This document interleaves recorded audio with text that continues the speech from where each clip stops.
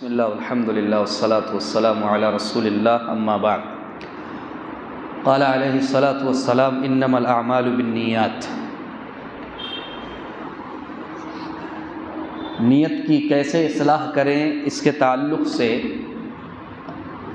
چوتھا سبب جاری ہے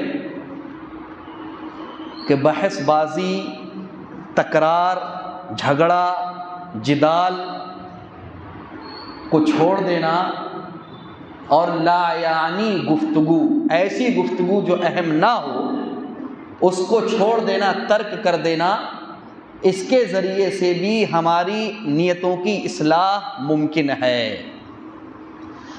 اللہ کے نبی اکرم صلی اللہ علیہ وسلم کی حدیث ہے، سنن ترمذی کی روایت، من حسن اسلام المرء ترکہ ما لا یعنی، آدمی کے بہتر اسلام کی دلیل کہ وہ ان باتوں کو چھوڑ دے جو اس کے لیے اہم نہ ہو۔ یعنی بعض لوگوں کو آپ نے دیکھا ہوگا فالتو گفتگو کرنا، فالتو میں گفتگو کرنا، آپس میں اگر دو لوگ گفتگو کر رہے ہیں، بیچ میں آیا انٹرفیئر کر دیا، مداخلت کرنا، دخل اندازی کرنا، انٹرفیئر کرنا کسی کے مسئلے میں، یہ اچھی چیز نہیں ہے۔ شریعت نے اس چیز کو ناپسند کیا ہے۔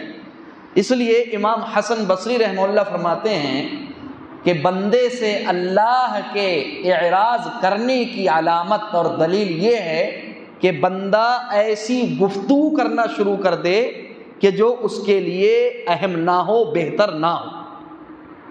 اسی لیے اللہ کے نبی اکرم صلی اللہ علیہ وسلم نے ارشاد فرمایا، من کان یؤمن باللہ والیوم الآخر فلیقل خیرا او لیصمت، جو اللہ اور آخرت کے دن پر ایمان رکھتا ہے اسے چاہیے کہ بھلی بات کہے، او لیصمت، یا پھر خاموشی اختیار کرے۔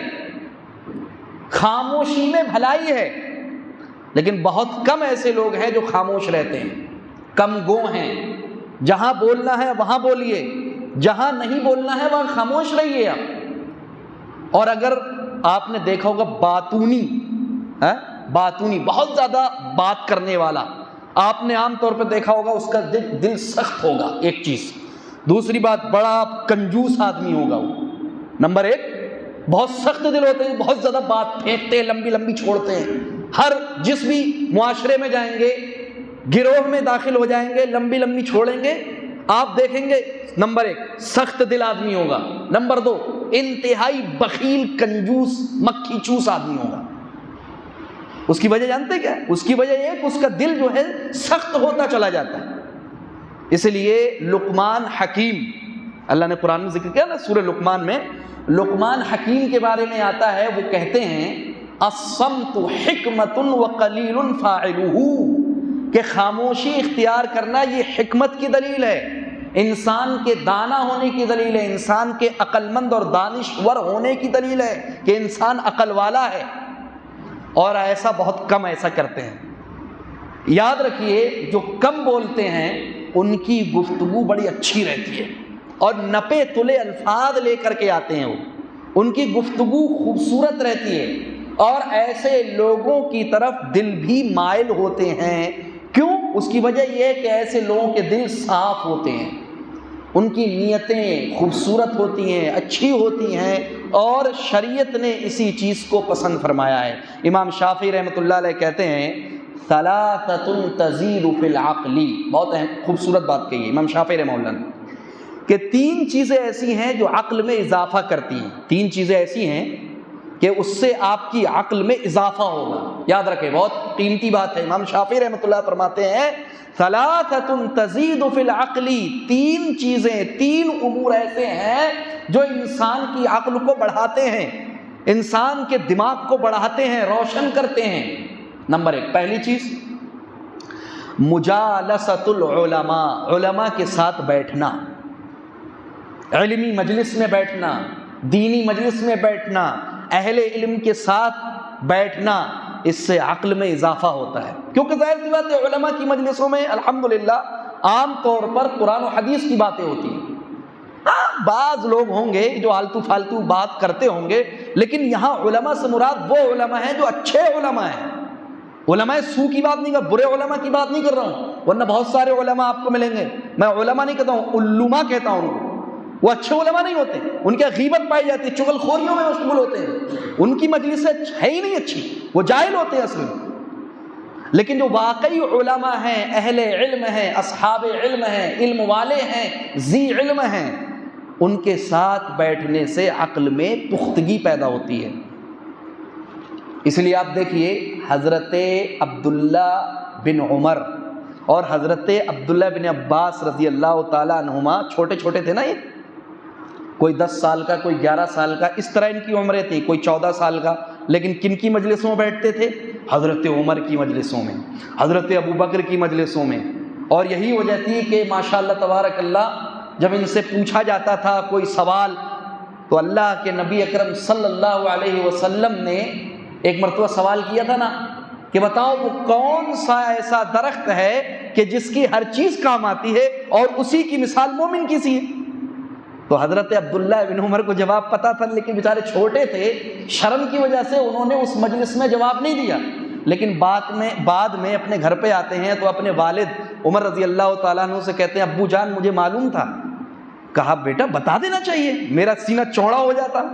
حضرت عمر کہتے ہیں بعض روایتوں میں آتا ہے اتنے خوش ہوئے وہ، ان کو جواب معلوم تھا۔ اسی طرح حضرت عمر رضی اللہ تعالیٰ عنہ جب کسی قرآن کے مسئلے کی تفسیر دیکھتے، کسی آیت کی تفسیر حل کرنا ہوتی تو حضرت عبداللہ بن عباس کے پاس جاتے اور لوگوں کو کہتے کہ عبداللہ بن عباس کے پاس جاتے ہو، تو بعض صحابہ کہتے اتنے چھوٹے کے پاس بھیج رہے ہو؟ کہا یہ چھوٹا نہیں ہے، یہ بہت بڑا آدمی ہے، ہاں حبر الامہ ہے، یہ رئیس المفسرین ہے، یہ اذا جاء نصر اللہ والفتح۔ جب یہ آیت نازل ہوئی تھی تو جانتے ہیں کیا تفسیر کی تھی حضرت عبداللہ بن عباس نے؟ کہا اس میں اللہ کے نبی صلی اللہ علیہ وسلم کی موت کی خبر دی جا رہی ہے۔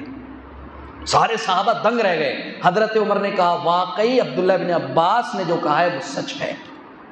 تو جو امام شافعی رحمہ اللہ فرماتے ہیں کہ 3 چیزیں عقل میں اضافہ کرتی ہیں، ان میں سے ایک چیز علماء کی مجلسیں۔ انشاءاللہ نیتیں بھی اچھی ہوں گی آپ کی، اہل علم کے ساتھ بیٹھیں گے، علماء کے ساتھ بیٹھیں گے، قرآن حدیث پڑھانے والوں کے ساتھ بیٹھیں گے، انشاءاللہ دل صاف ہوں گے انشاءاللہ۔ اصل یہ ہے کیونکہ عام طور پہ جو اہل علم ہوتے ہیں وہ دنیا دار نہیں ہوتے، الحمدللہ ان کے آخرت سب سے بڑا ان کا مقصد ہوتا ہے، ایک چیز۔ دوسری چیز مجالست الصالحین، اچھے نیک عبادت گزار لوگوں کی مجلسیں اختیار کرنا، ان کے ساتھ بیٹھنا جو نیک ہیں۔ آپ دیکھتے ہیں ماشاءاللہ فجر میں سب سے آگے، ماشاءاللہ دیگر نمازوں میں سب سے آگے، اور امر بالمعروف بھلائی کے کام میں سب سے آگے رہنے والوں کی صحبت اختیار کرنا، یہ بھی عقل میں اضافے کا باعث ہے۔ اور تیسری چیز جو اہم ہے وہ یہ ہے کہ ترک الکلام فیما لا یعنی، ایسی گفتگو کو چھوڑ دینا جو اہم نہ ہو۔ کیا ضرورت ہے آپ کو آلتو فالتو گفتگو کرنے کی؟ ہمارے بعض نوجوانوں کا معاملہ تو یہ ہے، واٹس ایپ کھولا، فلاں سنی، فلاں وہابی، فلاں دیوبندی، فلاں حنفی سے گفتگو شروع، چیٹ شروع ہو رہی ہے، رفع الیدین پہ، آمین بالجہر پہ، سینے پہ ہاتھ باندھنے پہ چیٹ شروع ہے۔ اس کے بعد پھر بعد میں جب اس کو جواب نہیں آ رہا ہے، اب مولوی صاحب کو پریشان کر، مولانا صاحب وہ ذرا حدیث بھیجیے۔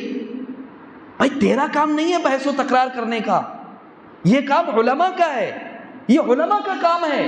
اگر وہ سمجھیں گے کہ علماء صحیح سمجھیں گے تب گفتگو کریں گے، ہر ایک کا کام نہیں ہے کہ جہاں مرضی چاہے۔ آپ کا جو کام ہے، آپ کا جو فیلڈ ہے، آپ کا جو میدان ہے، آپ اس میں داخل ہو جائیے، دوسرے کے میدان میں داخل ہونے کی کوشش مت کیجیے، شریعت نے اس کو سختی سے منع کیا ہے۔ اور عام طور پہ ایسے لوگوں کے دل سخت ہوتے چلے جاتے ہیں جو بہت زیادہ بحث و تکرار کرنے والے ہوتے ہیں۔ ہمارے ہندوستان ایک بہت اہم چیز جو میں نے جو اس کا مشاہدہ کیا ہے اپنی زندگی میں، 17 سال جو میں نے علمی ماحول جو گزارا ہے، 17 سال 2005 سے لے کر کے میں نے محسوس کیا ہے، چاہے ہندوستان کا ماحول ہو، چاہے پاکستان کا ماحول ہو، ہندوستان میں رہ کر کے، سعودی میں رہ کر کے جو میں نے محسوس کیا ہے وہ یہ ہے میرے پیاروں، میرے بھائیوں، کہ ہمارے یہاں بحث و تکرار بہت ہوتی ہے، مسلکی جھگڑے، مسلکی اختلافات، اور کرتے کون ہیں؟ جو تھوڑا بہت اپنا ذاتی مطالعہ کر لیتے ہیں، تھوڑی بہت اسٹڈی کر لیتے ہیں، وہی سب سے آگے ہوتے ہیں۔ یہ غلط قسم کی چیزیں ہیں۔ شریعت نے اس سے روکا ہے، اس سے منع کیا ہے۔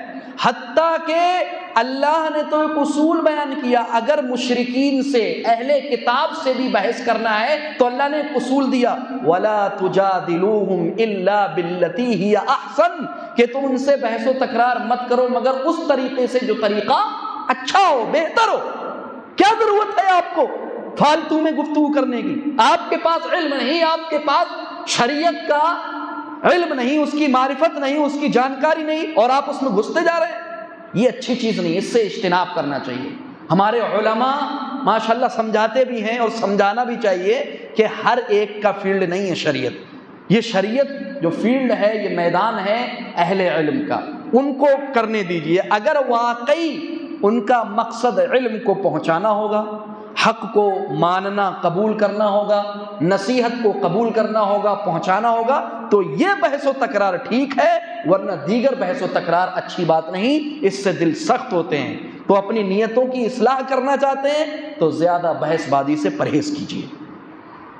میاں بیوی کے درمیان بحثیں ہوتی ہیں، اس سے پرہیز کیجیے، زیادہ بحث کی ضرورت نہیں۔ آپ جانتے ہیں آپ کی بیوی کا مزاج سخت ہے، آپ جانتے ہیں آپ کی بیوی کا مزاج سخت ہے، سخت مزاج کی عورت ہے، آپ پیار بھرے انداز میں مسکرا کر کے، خوبصورت انداز میں جواب دے کر کے نکل جائیے۔